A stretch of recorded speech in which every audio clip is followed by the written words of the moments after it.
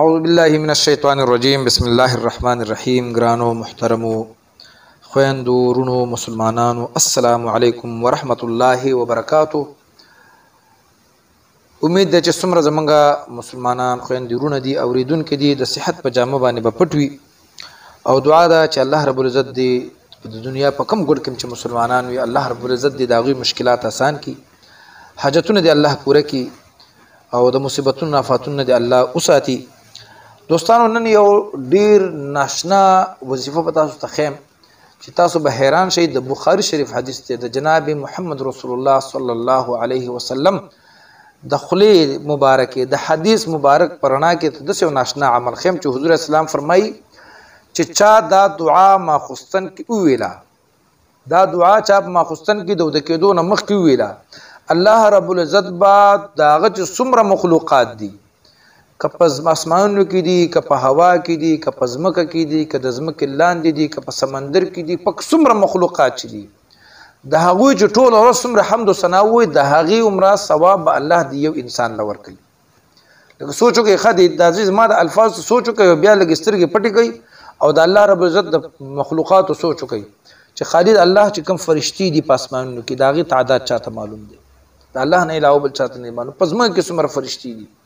په ځمکه دا واړه واړه د انسانانو نه واله تر ځناورو پورې غټو ځناورو پورې واړه واړه ځناور چې د ونې یو بیخ معمولي راوکني نو تا ته پکې یو لس قسمه مخلوق برته پکې الله ښکاره شي.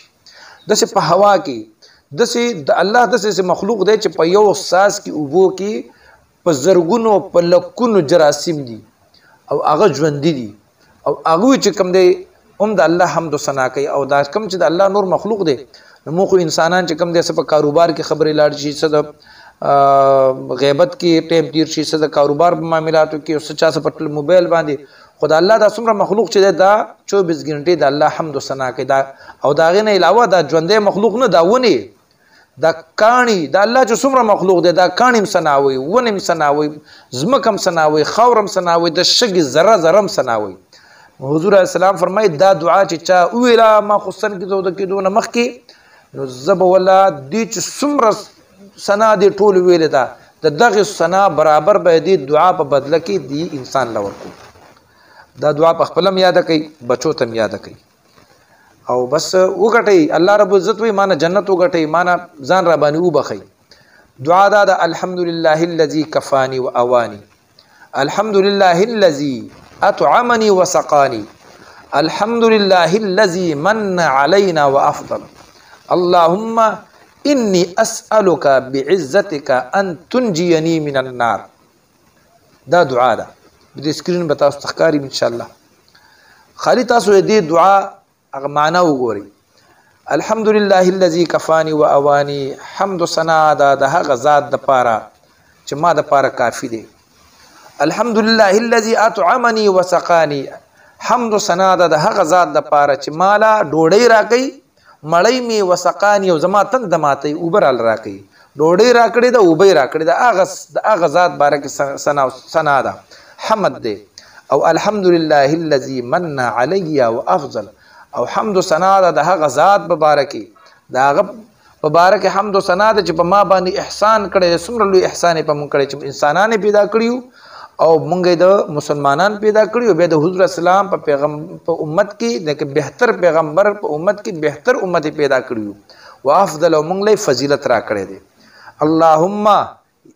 یا الله چې دومره انعامونه در باندې کړی دي نو دعا واوره. اللهم یا الله انی اسالک، یا الله زستانا دعا سوال کوم بعزتک استا د عزت په خاطر باندې ان تنجینی من النار چې د دې اور نه مې بچ کا چې دومره احسان دی را باندې کړی دی چې ډوډۍ راکې اوبه راکې ما به بهتر امت کې دی پیدا کړی، ما اشرف المخلوقات دی پیدا کړی ما نو چې دومره نو ستا په عزت زما ستانه سوال دی چې یا الله